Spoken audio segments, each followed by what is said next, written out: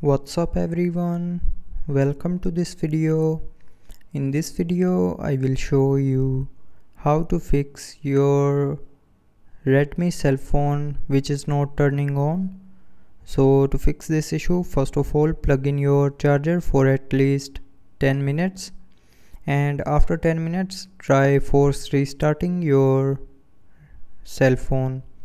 So to force restart, press and hold on the power button for at least 20 to 30 seconds, and after 20 to 30 seconds it will show a logo on the screen. And when you see a logo on the screen, then you can release your key, and after that your phone will be turned on. And after that check for the update which may causes the not turning on issue. So to check that, open settings, tap on about phone, and then tap on software version.